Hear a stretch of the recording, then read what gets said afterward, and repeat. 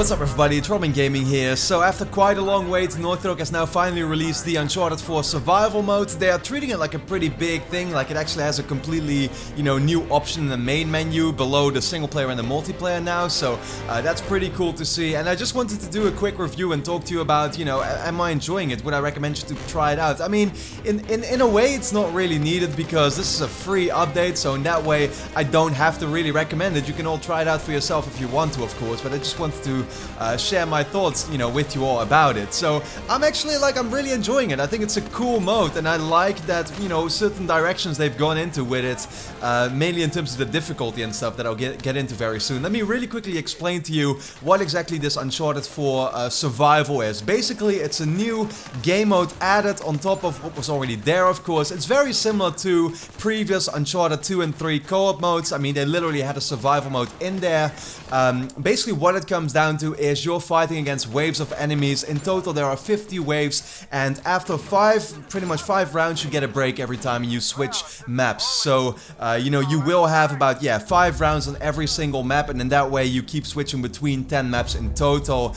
You can play this on many different difficulty levels: light, moderate, hard, and crushing. There's even a hardcore mode, which is a little over the top. Like, it's literally, play, I'm pretty sure, on crushing difficulty, and without dying. Like, if you die sometime during these waves, you pretty much have to do the whole thing all over again and start from scratch at the first map, which is insane because, like I said, this can take quite a while. You play 5 waves on every map before you switch to another one, and one map alone on the higher difficulties can already be like half an hour to 45 minutes. So I don't exactly like this hardcore mode. I'm sure is really just added for the people that want a real insane challenge, but I myself am definitely not going to be playing that because there's no way I'm actually beating it.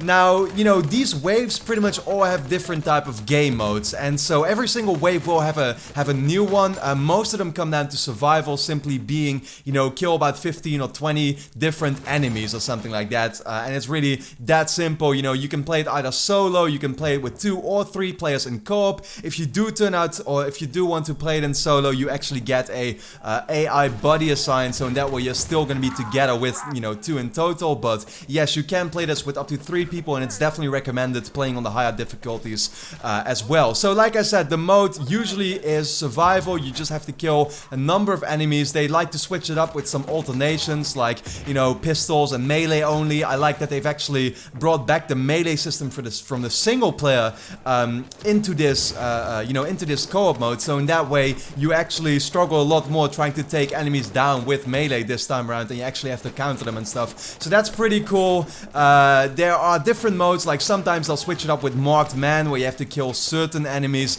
in a field with many different other ones that are pretty much, that you don't have to focus on if you don't want to.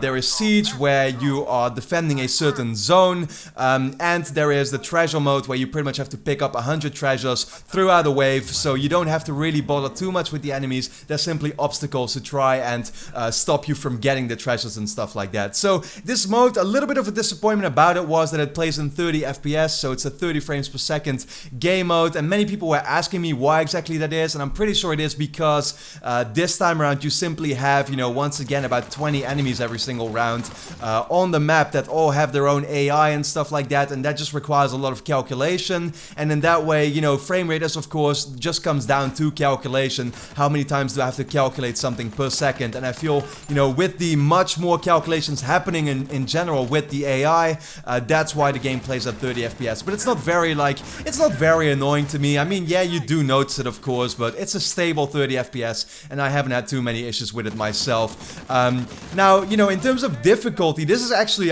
this really gets difficult. I myself have been trying to play it on hard difficulty. I've now finally beaten all 10 maps on hard difficulty, and I'm trying to move on to crushing very soon. I already have, actually, yesterday.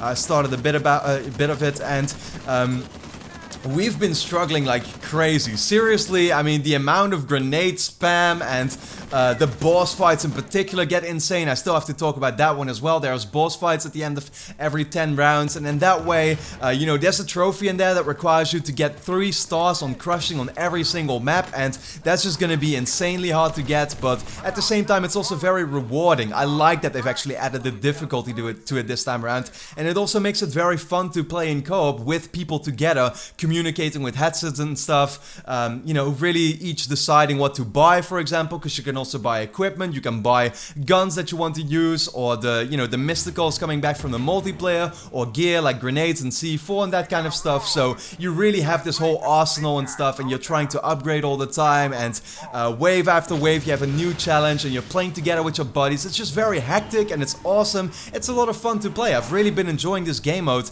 you know, quite a lot. There are 2 new maps as well, which one of them is of course an old map from Uncharted 2. It's Trainwreck coming back, and it's much better this time around, because my issue with Trainwreck in Uncharted 2 was really that there was a whole lot of snow in your face the whole time. You practically couldn't see anyone back in Uncharted 2. In 3 they really fixed that because they went to the desert and they didn't have any of that kind of like the particle effects that really annoyed you.